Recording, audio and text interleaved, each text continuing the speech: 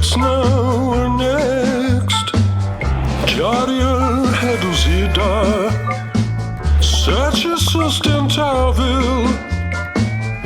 Me responde, querida. Thank you. Tomorrow, só com hora extra. It's now or next. Nesse prazo é treta. Quando te conheci, eu aceitava de tudo. Yes, I did. Filmava mais que dormia. Então veio a pandemia. It's now next. Não dá pra aceitar. A verba tá de lascar. Vamos burn out our. Thank you. It's now or next. Saúde mental não pode ficar pra outro carnaval. Thank you very much. Anybody got a burger? O que vai acontecer depois, a gente pensa agora. Debates, reflexões e premiações, tudo now no Next. That's a burnout.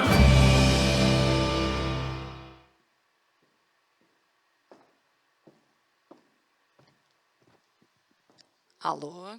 Tá funcionando esse aqui. Bom dia, pessoal, com o nosso compromisso aí, com o horário, inclusive com o pessoal, enfim, que vai acompanhar a transmissão, vamos começar aqui o nosso dia do Next, depois de 2 anos aí fazendo nesse formato remoto, estamos voltando para o presencial, estamos super felizes de estar aqui nessa casa de novo, que nos recebe desde a primeira edição.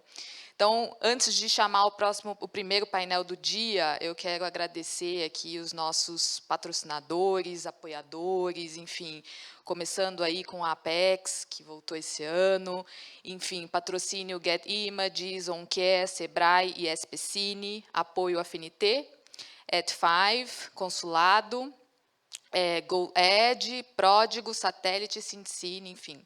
Estamos aqui de novo, com muita luta, mas felizes, né, com essa retomada. E aí, passando para o primeiro painel do dia, essa dupla super bacana, feliz de tê-los aqui, obrigada por madrugarem hoje para estar aqui com a gente. Narrativas inovadoras para as diferentes plataformas. Esse painel é powered by Sebrae. Chama ao palco Ricardo Chiesi, professor e roteirista da FAAP e Star Plus. Obrigada, Chiesi. Para se juntar aqui o Chiesi, o Guilherme Petri, da Sentimental Filme, que eu tive o prazer de conhecê-lo presencialmente hoje. Prazer, obrigada por estar aqui com a gente. É isso, passo a palavra aí para vocês. Obrigada. Tá bom. Funciona aqui sim, né? Bom dia, Bom dia, gente. Prazer estar aqui. Eu agradeço o convite, tá? Agradeço ao Sebrae, à APRO. Eu vou me apresentar rapidamente, tá? Até para situar a perspectiva com que eu vou trocar o debate aqui com o meu querido Petri. Eu sou roteirista, já com 20 anos aí de estrada de roteiro, e nesses 20 anos aconteceram muitas coisas, inclusive em termos de inovação, a própria televisão, agora o cinema com os streamings está mudando muito, né? E também tenho a perspectiva de falar de sala de aula, que é quando novos projetos aparecem, muitos deles a gente acaba vendo circular por aí e consegue ter um termômetro, né, das coisas que estão querendo ser contadas, né? E recentemente eu tenho trabalhado muito com streamings, né, tanto da Star Plus quanto a Amazon, Netflix, então talvez seja mais meu foco aqui dentro dessa possibilidade de novas narrativas. E também participei como consultor do projeto da APRO e Sebrae, né, do projeto Objetiva, que tem muito a ver com o que a gente está falando, porque buscou, assim, na área de roteiro, eu fui consultor na área de roteiro, fomentar, né, trocar ideias com produtoras do Brasil inteiro para gente elaborar, pensar formas de contar histórias baseados nas grande tradição que já tem 3.000 anos, né, de dramaturgia, as formas antigas, e como é que essas formas vão cada vez encontrando novos caminhos, novas paragens. Então é sempre um encontro de tradição e novidade. E aí nessa, a gente combinou, né, Peter, de fazer uma conversa assim, e também acho que depois vai ter espaço para vocês perguntarem, fiquem super à vontade, mas te passo a palavra, Peter, para a gente começar essa ideia de o que é novo. Tem uma frase do Antônio Gaudí, o arquiteto catalão, que diz: a originalidade é a volta às origens. Provavelmente em catalão fica mais bonito assim. A originalidade é a volta às origens, né? Então, é muito difícil no dia a dia, a gente sabe disso, o Gui também dirige e escreve, saber onde é que está o novo dentro de uma tradição que o público já ama. Então, é sempre um desafio entre... A gente tem um mantra em televisão que é fazer igual, só que fazer diferente, né? Que é um paradoxo, e a gente talvez possa pensar por esse caminho. Olá, então, bom dia a todo mundo. Queria começar dizendo que, para mim, pessoalmente, é um grande prazer aqui de estar nessa mesa. O Chiesi foi meu professor, foi o meu orientador na minha pós-graduação em roteiro. Então, não sei, é muito interessante estar aqui com colegas de trabalho, com pessoas, inclusive, que fizeram formação aqui comigo lá na pós-graduação, e estar debatendo narrativas com o Chiesi, que foi uma pessoa que me abriu a cabeça para um dos termos que está escrito aqui nesse painel, que é a palavra narrativas, né? A gente tem, enfim, era uma coisa que eu já trabalhava no meio, então sempre me interessou, mas a gente pensar narrativas de uma forma mais ampla, de não entender o que é essas palavras que hoje em dia já tão vaga, né? A gente fala sobre disputas de narrativas e possíveis pontos de vista enquanto narrativa, mas a gente entender o que é narrativa num conceito um pouco mais, sei lá, teórico, e acho que o Chiesi foi muito importante nessa abertura de cabeça aqui para mim, e que a gente começou, né, dentro dessas provocações, a gente pensar a narrativa enquanto um fenômeno de que a gente estuda a forma de se contar histórias, né? Trazer a narrativa de que modo a gente estrutura, a gente formata um pensamento para colocar de uma forma inteligível a um público uma compreensão do que a gente está querendo contar, né? É um conceito, enfim, talvez o Chiesi até possa falar melhor do que eu, que surge com os formalistas russos lá na teoria da literatura, e eles trazem isso, e a gente consegue adaptar isso facilmente para o cinema, né, da forma de se contar histórias, né? Então, é a gente pensar em organizar o tempo, organizar as informações e organizar a lógica narrativa para comunicar. E acho que isso aqui, então, né, dentro desse grande guarda-chuva teórico, a gente consegue distribuir isso muito, né, facilmente para qualquer tipo de meio, para qualquer tipo de plataforma, para qualquer meio que a gente consiga comunicar. A gente pode pensar isso desde dos primórdios do cinema, lá com os filmes do Méliès, dos Lumière, do Thomas Edison, ou até as narrativas de TikTok, de streaming ou de plataformas digitais que a gente tem hoje em dia. Então, basicamente, a gente teria de que forma a gente pensa a nossa narrativa para comunicar a um público. E é isso que a gente quer fazer aqui, seja na plataforma que a gente quer. Claro que existem especificidades, existem formas específicas de comunicar e de emocionar o público para diferentes plataformas. E eu acho que isso aqui é um pouco do que a gente está pensando em colocar aqui, né? Porque, conversando com o Chiesi, assim, durante a semana, né, a gente pensou, nossa, o que são essas narrativas inovadoras, né? E o que são essas diferentes plataformas, né? Cada vez mais plataformas e cada vez mais diferentes tipos de narrativa, né? Mas o que seria essa inovação e o que seriam essas plataformas, né? Parece que são grandes temas muito amplos, e num festival que se propõe a pensar o que vem depois, né? O que está o next, o que tem a seguir, me pareceu, e a gente, nas nossas conversas aqui durante a semana, a gente pensou assim, talvez a gente dê um passo para trás e entender o porquê que a gente conta histórias, entender um porquê que como a gente formata e como a gente estrutura o nosso pensamento e a nossa forma de ver o mundo, e isso é adaptável a qualquer tipo de plataforma, a qualquer tipo de ferramenta em que a gente queira conversar com o público, comunicar com o público e emocionar um público, né? Que eu acho que esse é o princípio básico, sei lá, desde a tragédia grega do Aristóteles, lá, que a gente pensa em se comunicar e passar uma determinada emoção para um determinado tipo de público. Isso. Então, vou pegar carona, tá, Petri, trazendo essa questão histórica para a questão que a gente vive hoje, dia a dia, e para o mercado nosso, né, de audiovisual, para o mercado da publicidade. Isso que você falou, né, Gui? A palavra narrativa ficou uma palavra bem coringa também, né? Guerra de narrativas. Eu também fico um pouco temeroso. Eu estava até vindo no Uber para cá e quase que eu pedi a caneta emprestada para o motorista para anotar algumas coisas que eu gostaria de falar, mas quando eu ia anotar na mão, eu lembrei do debate presidencial, eu falei, não, melhor não não. vou fazer. Por causa dessa coisa que a narrativa agora virou quase uma arma de guerra. Ela é chamada soft power, inclusive, porque ela tem um poder emotivo forte de criar identificações, de criar comportamento e etc. e tal, né? E aí, tem uma frase do diretor da Cinemateca Francesa, né, que era o diretor que deu o estopim do Maio de 68, porque ele foi afastado pelo governo, que era o Henri Langlois, que ele tem uma frase muito sagaz, que ele diz: a história do cinema tem 3.000 anos, porque ele pensa certo, com bastante propriedade, que o que o cinema tinha feito em menos de 100 anos, na época em 68, em pequena escala, tinha dado conta de uma tradição de Ésquilo, Sófocles e Eurípides para cá, né, do início da dramaturgia no teatro. E nesta longa tradição, se você estuda ela de perto, o que você vai ver sempre é uma tensão produtiva, não uma tensão assim é conflituosa, mas é produtiva assim de inventar novos formatos entre tradição e renovação. Existiram momentos que houve manuais muito rigorosos de dramaturgia para fazer um gênero. Não é que era um adjetivo, peça bem feita, era um gênero.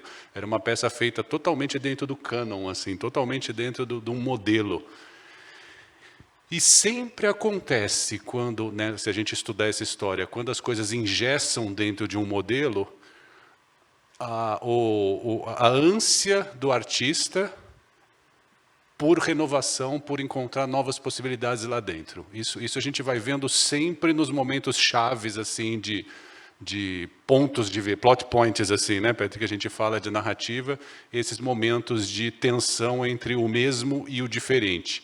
Acho que a maior delas aconteceu, a gente mal lembra, a gente mal localiza, porque a gente é tão destinatário desse momento, século XVIII na Alemanha, que é o romantismo alemão, pré-romantismo e romantismo alemão, que a nossa sensibilidade se formou tanto a partir dela, do tipo o artista se expressar, mundo interior da expressão, e narrar mais a interioridade de personagens, tantas coisas que nasceram lá, que não eram parte da tradição, porque a Alemanha estava atrasada em relação à França, estava atrasada em relação à Europa. A gente não consegue imaginar uma Alemanha...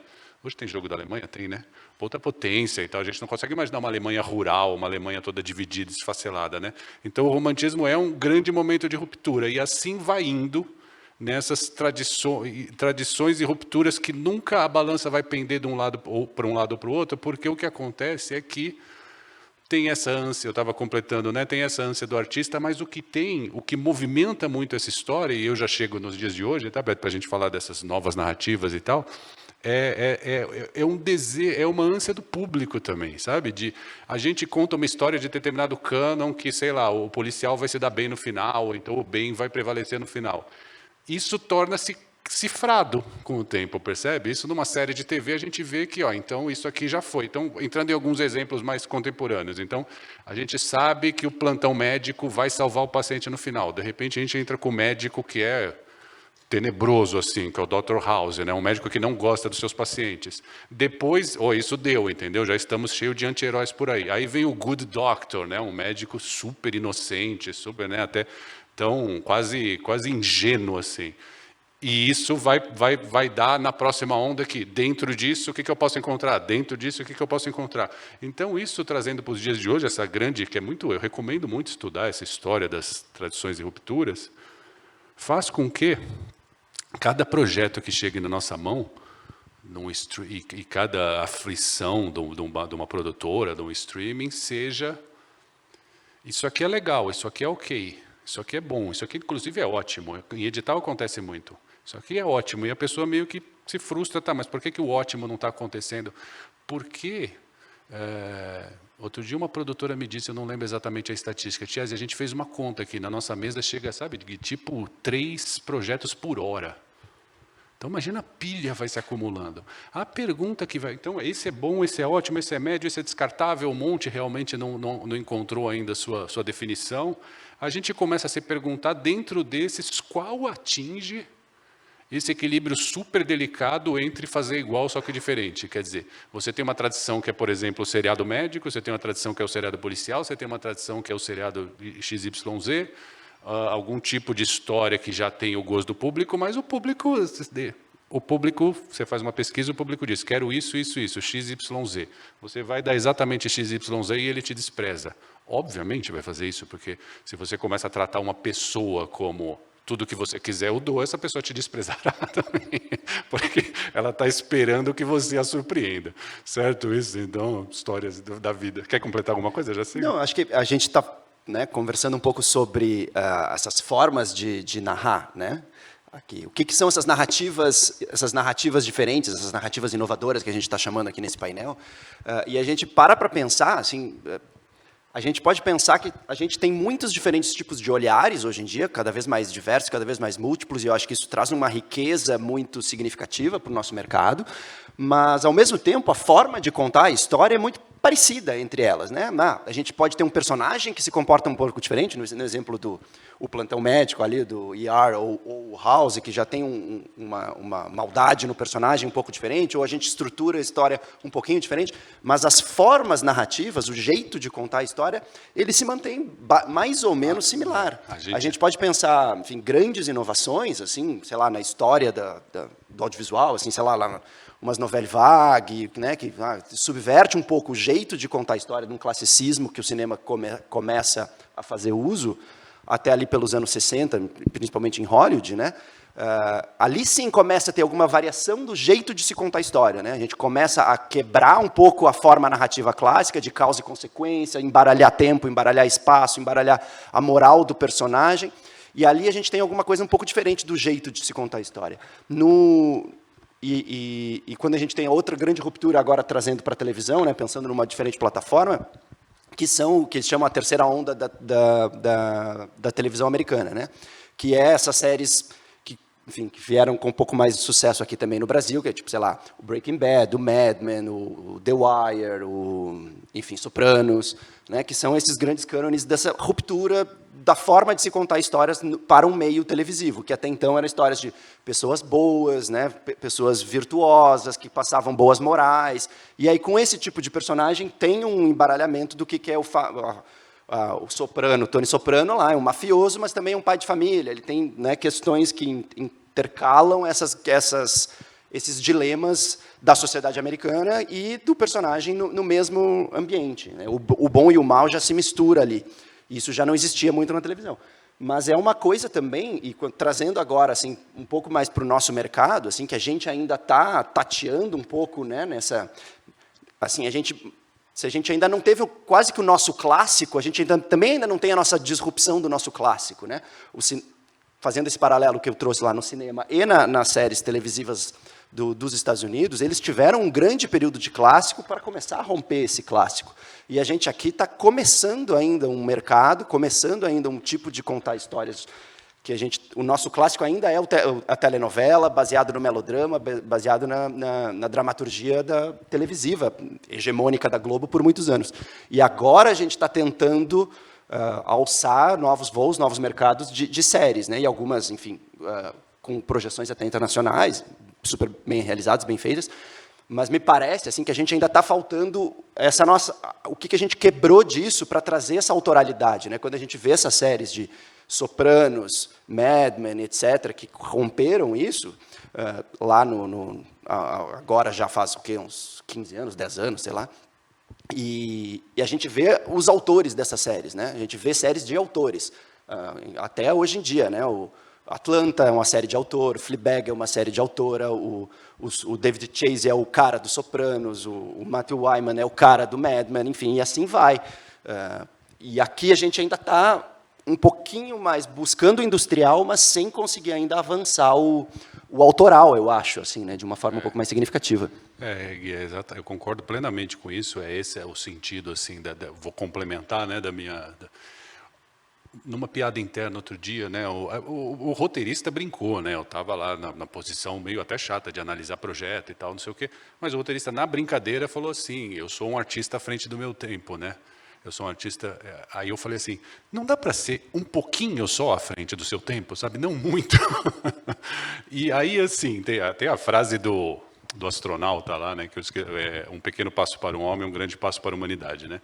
Na narrativa, às vezes, um pequeno passo é um passo decisivo. Então, quando a gente fala de inovação, não significa dizer, na linguagem interna, quebrar tudo.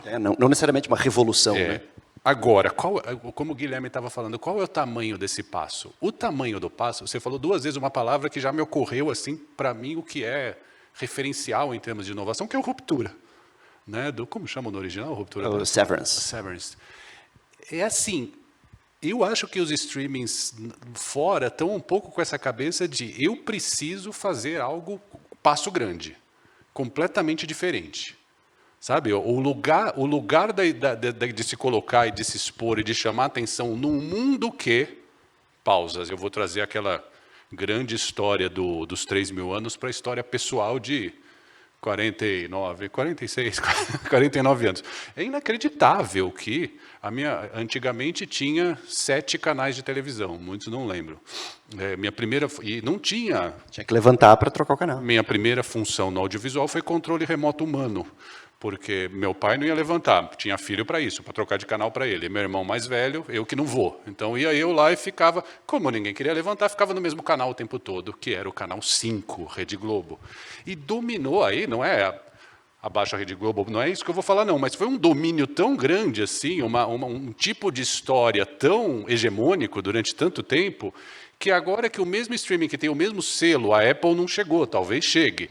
Vai chegar a Apple raiz... Ou vai chegar, peraí, e eu entendo isso, tá? Não estou fazendo uma crítica, eu tenho todo um público acostumado com determinada coisa, e aí ele vai pensar, qual é o tamanho do passo que eu dou? Fazer igual não dá, porque tem que fazer igual, mas é diferente, senão o público vai ficar com a velha e boa TV aberta, que tem mais de 50 anos de tradição fazendo. Aí cria algumas tendências, qualquer coisa te passo a palavra que eu falo já, algumas tendências dentro do tamanho desse passo, que são tendências, assim, não temos uma pesquisa tão elaborada assim, existem cases que eu acho maravilhoso e transmito aqui. Vocês viram que teve uma série muito, muito grande de fenômenos narrativos que têm semelhanças, tipo Senhor dos Anéis, Game of Thrones, Crônicas de Nárnia, todos eles criam mundos mitológicos, percebe? Uma pesquisa das majors americanas identificou que essa nova geração estava muito chão, muito imanente, e tinha uma certa sede de transcendência, que obviamente não vai. Então teve que se criar novas mitologias, novos mundos fantásticos. Isso é uma pesquisa, deve ser caríssima, super bem trabalhada, super elaborada. Como a gente, eu até onde sei, a gente tem que ir um pouco pelo sentir o gosto assim das ruas, sentir as coisas. O algoritmo talvez ajude para quem, mas o algoritmo só diz o que as pessoas assistiram, não diz o que as pessoas vão assistir.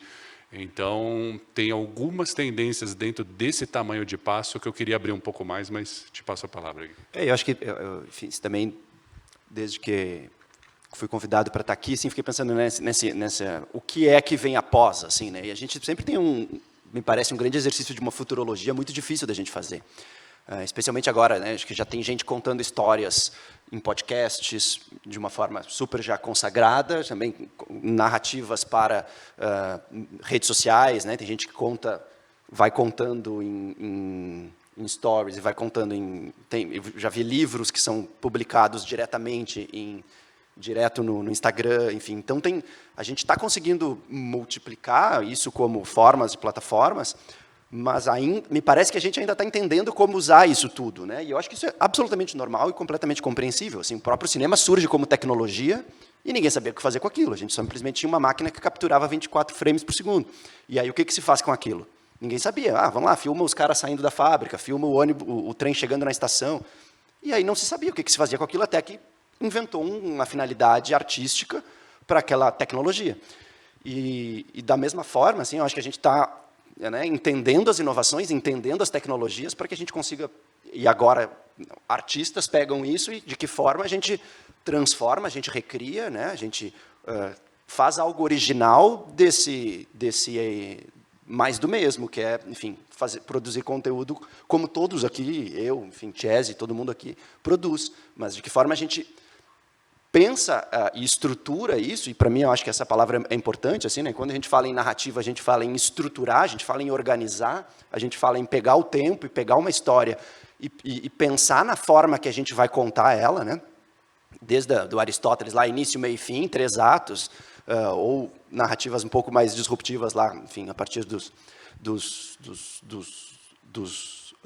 alemães no teatro e sei lá, da novela Wagner no cinema, e que a gente quebra essa estrutura de 3 atos, a gente quebra esse tipo de personagem hegemônico, a gente quebra esse tipo de formato narrativo que a gente tem, mas a ideia é sempre a mesma, é comunicar alguma coisa a alguém e organizar o pensamento, organizar a lógica, organizar e estruturar o que a gente está querendo colocar em palavras, o que a gente está querendo colocar em imagens para o mundo.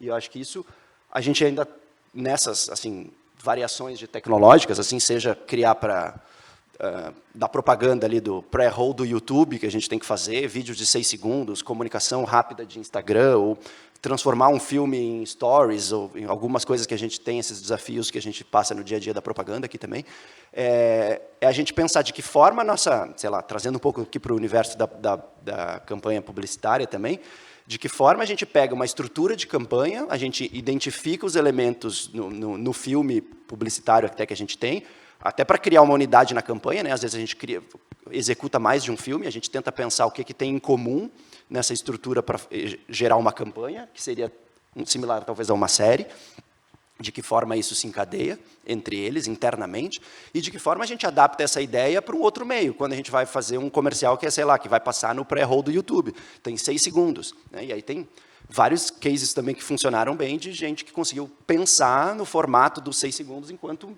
o tempo máximo para se contar uma história. O que é isso? Isso é estrutura, isso é organização do pensamento, é organização da forma de contar a história para atingir um determinado público num determinado tempo. Então, acho que essa é um pouco desse pensamento do que está no futuro, é o pensamento também do que está no passado, né? De a gente pensar de que forma a gente organizou o nosso pensamento para contar histórias. Aí trazendo, né, emendando aqui, porque tendências assim, né? Se a gente não tem essa pesquisa de ponta, a gente tem que ir sentindo nos contatos, sentindo nas conversas, sentindo nas tendências. Tinha isso, né? 7 canais, tudo bem, restrito, mercado de trabalho hiper restrito, mas a sua concorrência eram outros 6 canais. Agora você entra com o streaming, você não só está concorrendo com todos os outros produtos do próprio streaming, como não é só o nacional, são os estrangeiros também. Então você está lado a lado com... Você já citou uma que eu adoro, falando em inovação, né? A gente gosta de citar. O Atlanta é super inovativo, né? Fleabag é super inovativo. Tem uma inovação rolando assim, muito grande, não sei qual foi a tendência disso, mas ela é fortíssima e vale a pena uma especulação, que é igual, só que diferente, né? Então, séries de crime a gente tinha. Se a gente acrescentou uma palavra às séries de crime, que é true crime, tá pegando, viu, gente? Outro dia um diretor falou para mim, cara, eu faço bastante infantil e faço bastante true crime. Vamos fazer um infantil true crime? Falei, pode ser que seja... É o caso Evandro. Pode ser que seja a próxima, entendeu? E eu acho... Eu sei que eu vou falar que isso vai soar meio estranho, pessoas podem abandonar a sala, mas eu acho o Dahmer uma série muito fascinante, entendeu? Eu sou Qual? O Dahmer, o psicopata canibal. Eu sou fascinado pelo Dahmer, então desgrava essa parte aí, por favor. Mas traz uma... Dahmer, o Atlanta, o Severance, né, traz umas inovações bem radicais assim. A gente está em algum lugar entre fazer isso, que claro, para a gente roteirista, né, é o que a gente quer, mas a gente quer também garantir esses passos a passos dos streaming em novos lugares. Então você está concorrendo com os streamings nacionais da sua própria plataforma, com os estrangeiros, porque às vezes são 5, 6 anos para botar no ar. E fica lá na prateleira do supermercado embaixo, sabe aquele molho que ninguém pega? Então é estranho isso. E aí você está com outro streaming, que é fácil chegar nele, não precisa mais de um controle remoto humano, outro, e TikTok, Story, YouTube. Então vou falar um pouco das tendências, para chegar nessa ideia. Nível de atenção muito... Você precisa muito da atenção. 3 tendências que eu queria destacar dito isso. Aí é de relato com o mercado. Assim, você não adianta você entrar boxeando a lá Muhammad Ali, para quem não sabe, ele ficava cercando, cansando. quando eu era controle remoto humano, a gente virava para Bandeirantes para assistir o Mike Tyson. A luta começava 2h, terminava 2h e 30 segundos, porque ele entrava e arrebentava o cara rapidinho. O streaming está meio querendo isso. Se você não pegar em 10 minutos, você nunca mais vai pegar. O que é pegar em 10 minutos? Tendência 2. Nesses 3.000 anos, né, que a gente estuda isso, sempre tem a narrativa é como se fosse um painel assim eu pedi uma vez, todo mundo gosta, né, de ir na cabine do piloto, aí você olha lá e fala, não sei como esse treco está no ar, né, porque é tanta luz, tanto painel, mas eu suponho que deve ter uns 2 botões principais lá. Os 2 botões principais da narrativa o que é a história, coisas que acontecem. Então você pega um Breaking Bad, porra, tem um cara explode no meio, cabeça em cima de uma tartaruga, droga. Assistam e tentem perceber a respiração de vocês assistindo. É agitada, o batimento por minuto, que a gente chama plot por minuto, é alto. Esse é um produto funcional, será funcional em qualquer lugar do mundo. Ao mesmo tempo, por que é o diferente? É fazer igual, fazer diferente. O traficante é o homem comum e conta o segundo botão, que a gente chama o botão do character, do personagem. Então, a gente tem espaço nesses streamings, nessas novas narrativas, para fazer personagens mais profundos, basicamente. Só que se você botar tendência, tá, gente? Eu gosto de levantar o botão do personagem. Para você levantar o botão do personagem, o plot fica um pouco mais lento, um pouco mais diluído, mais suavizado. Todo lugar que eu fui, isso não é uma queixa, dos últimos 5, 6, 7 projetos, pediram para aumentar o botão do plot. Porque não dá. Eles sabem que você não vai ter uma atenção direcionada num mundo de... Eu mesmo me pego botando vídeo de 20 segundos e acho longo. Né? Pô, termina logo esse treco, então é difícil. Então, essa é uma tendência. A outra é acrescentar sempre a palavra crime, true crime. Você faz algum tipo de combinação. A palavra da hora é elevated. Vamos fazer melodrama? Vamos. Pô, mas o melodrama vem desde o século XVIII e tem raiz mais antiga. Já foi, não foi? O elevated melodrama é um melodrama sofisticado. É um melodrama com personagem. É um tipo um This Is Us. This Is Us iria bem aqui, eu acho. Aliás, a Globo acabou de soltar o This Is Us. Lançando, exato. Então, essa é uma. O elevated action, o elevated thriller, o elevated não sei o quê. É o tamanho do passo. Você não vai lá no Ruptura, é bom que tem esse nome, né? Você não vai romper total, mas você vai avançar um passo importante. E a outra, finalmente, te passo a palavra, Gui, é gênero, está voltando com tudo. Quando o 3% fez o 3%, eu acompanhei. Todo mundo falava para aqueles carinhas lá que não ia dar certo nunca. Sci-fi, nem pensar, esquece, gênero não pega. Quem apostou foi um gringo, eu até perguntei se era lenda urbana uma vez para o criador, o JH, um dos criadores, que na gringa um executivo da Netflix teria escrito para eles lá no Facebook, aquele que a gente não olha, precisa olhar, dar o ok lá para ver a mensagem, então ficou uma mensagem perdida lá um tempão até eles acharem. Um dia eu me emocionei lá na FAP que ele me mostrou a mensagem. Olá, eu sou o fulano de um novo tipo de televisão chamado Netflix. Gostaria de falar sobre 3%. Olha só, teve que perceberem lá que o gênero ia dar certo. Deu certo, porque foi assistido na Hungria, foi assistido na Itália, foi assistido na Bélgica, e meio que qualificou os nossos streamings para produto nacional, vai bem. Tinha discussão sobre cota e tal, essa discussão está meio de escanteio, mas vai bem, independente de ter cota ou não. E era impensável. O 3% era impensável. Então, às vezes, a gente tem que pensar no impensável, sabe? Então, esse gênero, plot na veia e o elevate de qualquer coisa. Eu acho que enfim, acho que o Chese trouxe algumas coisas assim, que também me fizeram pensar. Quando a gente está falando sobre o tempo de tela, né, que a gente tem a atenção muito dispersa, né, a gente tem um estudo de pace dos filmes, né, que o David Bordel faz muito, né, que a gente gosta um autor que a gente gosta bastante, e ele analisa tipo a velocidade dos cortes dos filmes do hollywoodianos, né, e hoje em dia está em torno de 7 segundos e meio um corte de um filme hollywoodiano clássico, assim, comum. Então, se a gente parar para pensar, isso é quase que metade de um stories. Né? Então, um stories já é lento para o ritmo frenético que o boxeador Mike Tyson tá chegando na gente. Assim. Então, né, e isso teve um desses Avengers aí, um desses bem, não sei exatamente qual que é, mas um filme de super-herói bem acelerado, que o pace, o corte era 1,5 segundo. A cada 1,5 segundo tinha um corte. Então, gente, isso é uma avalanche de montagem, uma avalanche de tentar te colocar para dentro dessa história de qualquer jeito e não te deixar sair. Então, isso é uma estratégia narrativa super poderosa que eles estão tentando. Ao passo que, claro, que existem outras coisas, né? Existem outros tipos de cinema, outros tipos de série, outros tipos de formas para te contar histórias, porque, obviamente, existe outro tipo de público. Rapidinho, Tag, desculpa te interromper, mas eu acho que por trás disso também tem sempre isso que você já tinha falado antes. Você pode pegar a técnica que for, pace, não sei o quê, mas se você não contar bem a história, não vai ter inovação que te salve, percebe? Ideal de mundo é uma história bem contada, bem estudada, sabe? Então, eu tenho um certo orgulho de dar aula assim, porque você vai formando, né, narradores com mais consciência e aí o resultado vai começando a aparecer. E aí, dentro disso, qual que é a janela? A gente muitas vezes chama de conceit, né? Inovação, né? Qual que é a janela? Qual que é o ar novo? Às vezes Bom, essa que eu vou falar é grande. Meu filme é uma comédia romântica. Por acaso, garoto encontra garota, né? Por acaso a garota é uma voz de computador, que é o Her, né? Esse cara... Meu filme é isso, por acaso, tal. Às vezes essas pequenas diferenças. O meu médico é meio Sherlock Holmes, que é o House. O meu blá blá blá, às vezes é de tom assim. O Dahmer, né? O psicopata é solitário, tem interioridade, é muito radical essa. Então eu fico sempre olhando e falando qual que a gente botaria no ar aqui. Então é contar a história bem e dentro encontrar inovação. Agora, eu vou ser bem sincero assim.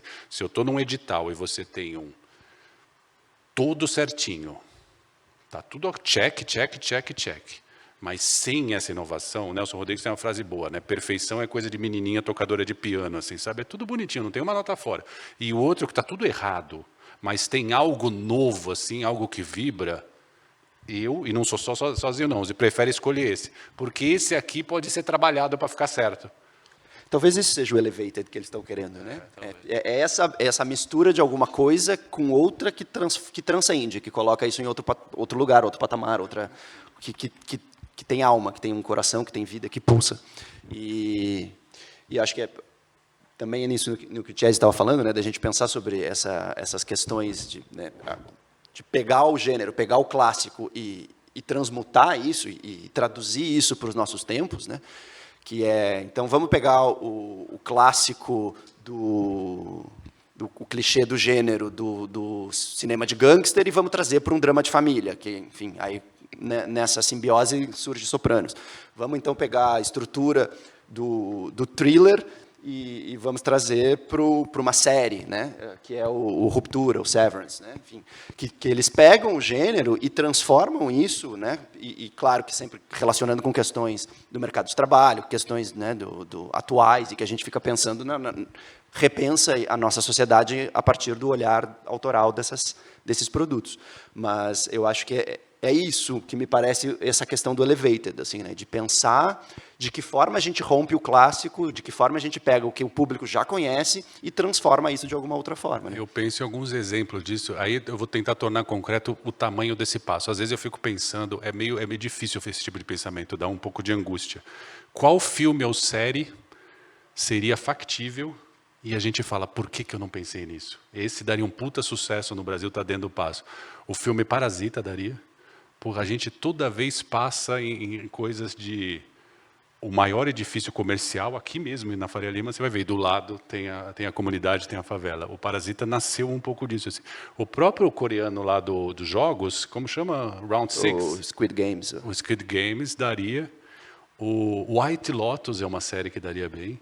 E esses estilo This Is Us, How to Get Away with Murder, porque ele tem o plot ali e tem uma novidade. Então, assim, ele agradaria um público de TV aberta, que não quer a TV aberta, percebe? Quer encontrar uma coisa nova. Então, é mais ou menos nesse lugar assim que eu fico tentando localizar para fazer parcerias de projeto e, quando estou em edital, participando, trazer. Enfim, uma curiosidade também que me chamou a atenção nessa tua fala é que tu trouxe 2 exemplos da Coreia que foram super sucesso nos Estados Unidos. Né? Então, como isso viaja o mundo fácil. Né? O Parasita ganha Cannes e ganha o Oscar, né? Então ele vai de art house a mainstream, assim, né? E a gente sempre tem que ir por trás dessas histórias, porque senão dá um complexo de vira-lata, eles fazem, a gente não faz. Quando eu li a história, para sair o Parasita, eles fizeram 310 anos de soap, aquelas séries bem comerciais feito em industrial que ninguém sabe quais são, mas foi fomentando a indústria e tal. Eu acho que a gente até está numa fase mais à frente que isso. Então, por que a gente não faz essa série aqui e tal? Vai aparecer, é uma questão disso que a gente está fazendo, pensando junto e levar sempre para as salas, para as produtoras e tal, e inovando. Não. E eu acho que estava pensando também sobre né, esses novos formatos assim que a gente estava colocando aqui, né, que o Chese trouxe como a palavra elevated, que o mercado busca.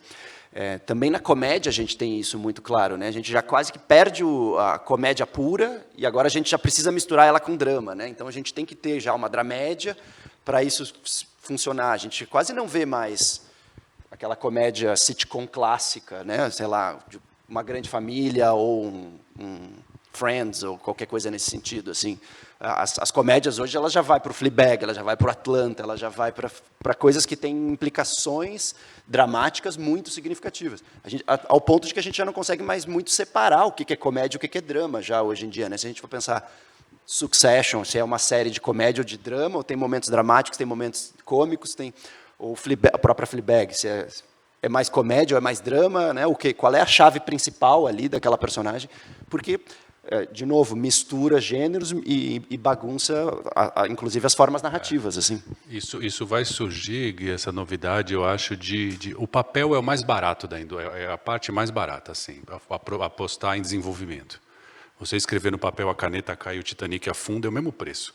Fazer depois que então dá para você montar salas e tal, porque é muito difícil você pegar a onda certa, assim, sabe? Uma vez eu fui no streaming, do ponto de vista pessoal, assim, cheguei lá muito felizão, porque 3%, tava, né, o sci-fi estava bem. Aí quando eu entrei para um pitching esperado durante 5 meses, primeira pergunta, é sci-fi?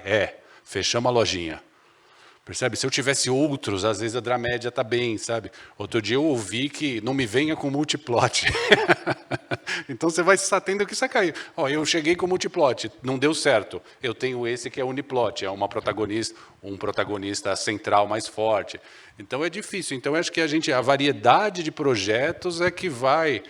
Uma vez me perguntaram no edital, e aí, quantos você leu para o edital X? Falei, li 2.000. Quantos são bons? 200. Estamos mal, hein, de narrativa. Tá ótimo 10%. As pessoas não... 20 estaria ótimo. Os 20 nascem dos 2.000. É um negócio muito louco, assim, né? A gente fica, então, eu aposto nessa variedade. Eu acho que tem quando a gente transforma abre as possibilidades dos meios, né? A gente diversifica as plataformas que a gente tem para exibir, a gente diversifica também o tipo de história que a gente pode contar, né? Porque as histórias são pensadas para os seus próprios meios, que nem a gente estava falando. Se a gente está numa sala de cinema com uma imersão total, a gente pode ter um pace mais lento, a gente pode ter uma narrativa que cozinhe devagar, o que a gente chama lá de um slow burn, né? Que a gente conduz o espectador devagarinho para dentro da nossa história, a gente puxa o personagem nas suas nuances e em cenas um pouco mais delicadas, em que não precisa acontecer grandes reviravoltas, grandes eventos do plot, que nem o Chese falou de apertar o botãozinho do caráter, apertar o botãozinho do personagem. Então a gente pode ter esse tipo de narrativa se a gente tem o nosso espectador numa sala de cinema com a total atenção dele para o que eu estou exibindo. Se eu estou vendo em casa, eu estou com a concorrência, as luzes da casa já estão acesas, o telefone toca, alguém passa, alguém fala, o cachorro, a criança, né? Tudo acontece ao mesmo tempo. Então, é claro que exige um outro tipo de pensamento na forma de organizar a história, de estruturar isso, para que o espectador fique engajado com aquilo, possa parar, possa voltar, possa ter um gancho de não ir embora, pode ter um gancho final para voltar 1 ano depois, né, que também tem isso, o gancho final de uma temporada para fazer ele 1 ano depois. Ainda lembrar, ainda querer, ainda se interessar, é muito diferente do que a gente tem em outros tipos de narrativa. Por isso que eu gostaria de temperar isso, assim, sabe? Uma vez uma produtora falou uma coisa bonita, assim, no intervalo de almoço, falou, às vezes a pessoa chega aqui na produtora um pouco inibida, porque tem um filme muito contemplativo, muito artístico, chamado filme cabeça e tal, e acha que... E ela falou uma frase mais ou menos assim, vai ter janela para tudo se você saber direcionar, entendeu? Então, às vezes você vai, sei lá, você ainda tem Canal Brasil, você tem cinema, existe cinema, entendeu? E às vezes um filme de pouco público, mas que aconteceu em festival, aconteceu em comentário, é considerado mais sucesso, assim, porque, né, fomentou uma nova narrativa e teve relevância, do que um feito mainstream, totalmente feito, mas abriu em não sei quantas salas e falou, porque deu um público maior que aquele outro, só que não teve relevância comercial nem artística muito grande. Gente, não sei se a gente tem tempo para perguntas, assim, a gente combinou de abrir um pouco para vocês também conversarem, para a gente trazer questões. Se deixar, a gente vai até amanhã aqui. A gente passa microfone? Como é que funciona? O grito. Porque se deixar, né, Gui, daqui a pouco começa a parte das queixas e desabafos, né? Pois é. Começa a contar história de família. Eu já contei, eu era o controle, eu tenho ressentimento disso, né? Por que só eu tinha que trocar de canal? Acho que não está.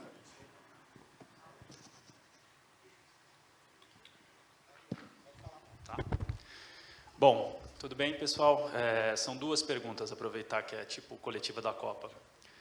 Bom, primeiro, aproveitando o gancho, tipo, pensando no Casimiro, essa ideia do tempo de produção, que a gente demora, sei lá, 4, 5, 6 anos para fazer, versus a agilidade da tendência. Acho que o Chesney beliscou ali o tema, mas sobre, puxa, demora tanto tempo e a gente está falando isso hoje, escreve hoje, mas vai produzir daqui a, sei lá, quanto tempo. E a segunda a gente falou muito de produções geralmente americanas ou do viés americano de produção, né, da maneira de contar. E aí eu queria que vocês falassem um pouco sobre possibilidades de narrativas latino-americanas, e não necessariamente seguindo essas tendências que a gente tem de estrutura e também de temáticas. Tipo, o Parasita pode acontecer aqui, então talvez temáticas fora do grande centro americano enfim, de contar a história. Eu vou começar com o Casimiro, então. O Casimiro, para mim, é um grande exemplo que quando a gente se pergunta o que vem pela frente, a gente não tem a menor ideia. A gente não tem a menor ideia. Tipo, a tendência é reacts, né? Um cara muito engraçado que vai comentar qualquer vídeo que exista no YouTube.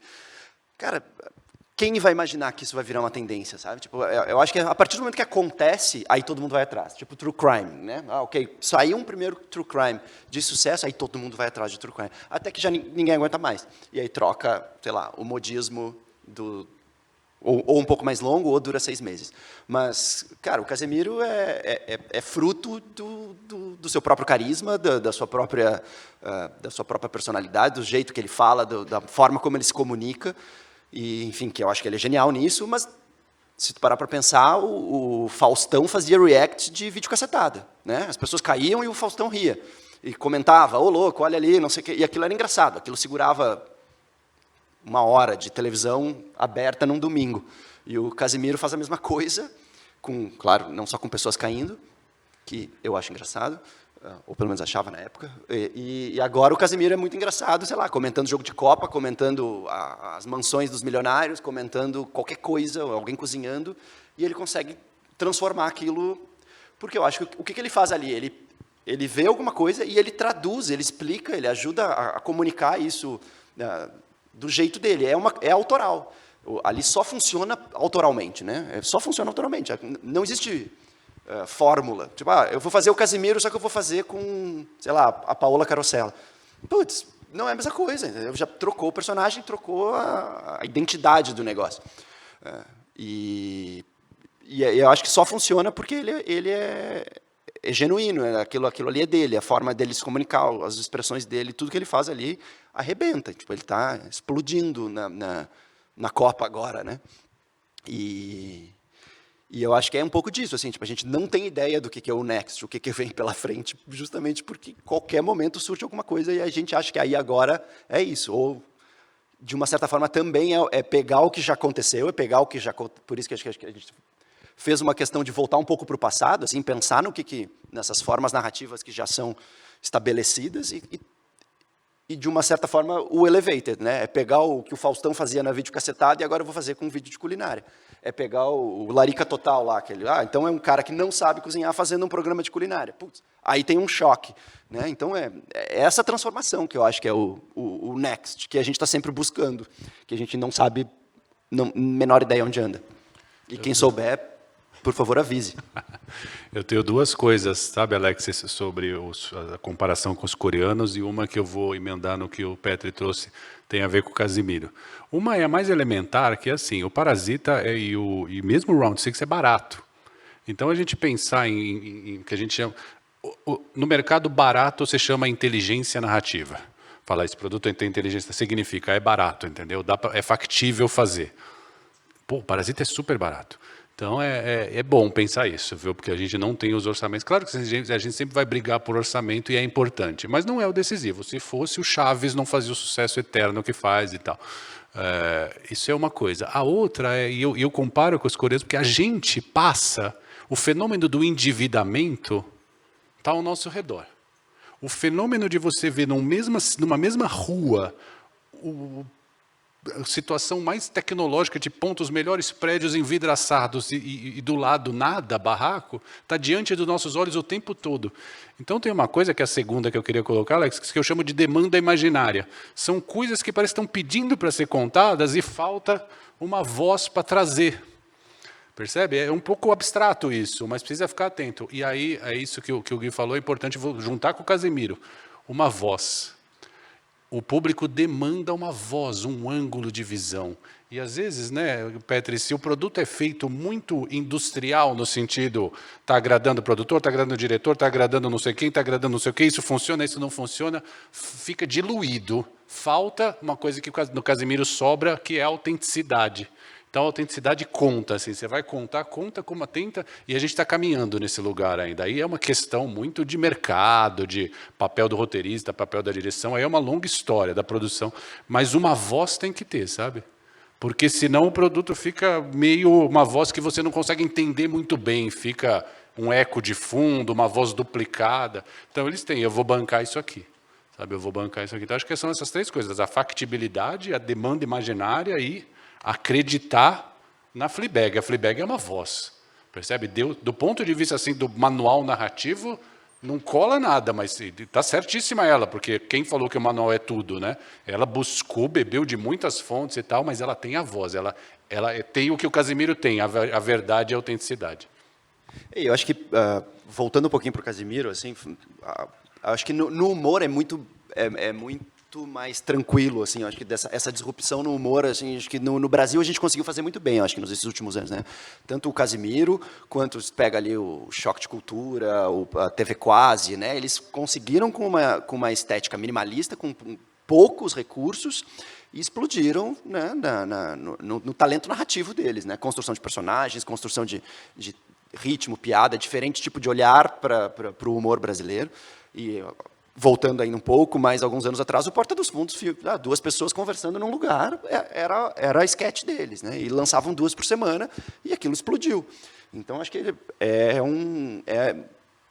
não necessariamente a gente precisa tentar fazer o Game of Thrones no Brasil, assim, né? A gente tem um personagem, a gente tem um lugar ali de experimentação que foi muito bem sucedido nesses últimos tempos, assim.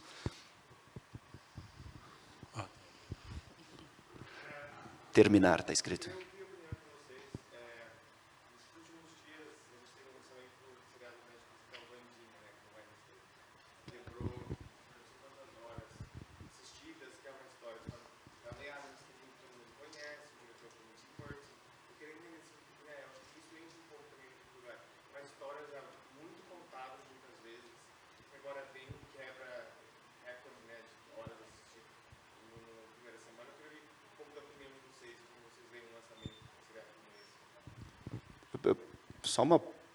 Acho que o Vandinha vem na linha de outra tendência que está acontecendo nos últimos muitos anos, na verdade, que é quase que um oposto do What's Next, né? O What's Old. Eu vou voltar para trás para ver o que já foi sucesso lá atrás e vou requentar e vou colocar de novo aqui porque o pessoal já conhece, né? Então a gente tem live action de todos os filmes da Disney, a gente tem, né, todas essas voltas de coisas que já foram, assim. Até um spin-off de Game of Thrones já rolou, né? A gente já está, já nem é tão old assim, mas já estamos requentando aqui para fazer de novo. Então, eu acho que isso tem funcionado muito e não sei, assim, eu não sei se é um next, mas pelo menos é alguma coisa que está rolando agora. Assim, é bem... eu não conheço a série, mas eu classificaria como esse originalidade é volta às origens, sabe? Às vezes você remover o baú narrativo da tradição. Às vezes até a gente começa a acumular histórias, assim, do ponto de vista do roteirista, você vai criando e anotando, né? E às vezes você não visita essas anotações, então às vezes tem boas histórias lá e você simplesmente enjoou da história. Mas quando, na tradição, se você vai no baú assim, sabe? O Stranger Things tem muito de nostalgia, né? Uma nostalgia que estava nessa demanda imaginária. Então, às vezes, eu como produtor... Eu falo eu como produtor porque o roteirista tem cada vez mais que pensar como produtor, né? Que seria um executive producer, tentar encontrar essas tendências.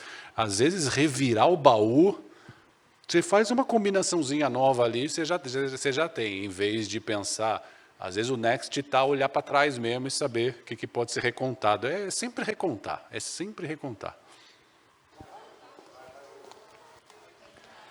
Bom, subiu a placa do terminar, e eu acho que com isso a gente termina. Muito bom. Obrigado Valeu, todo mundo. Obrigado, Chese.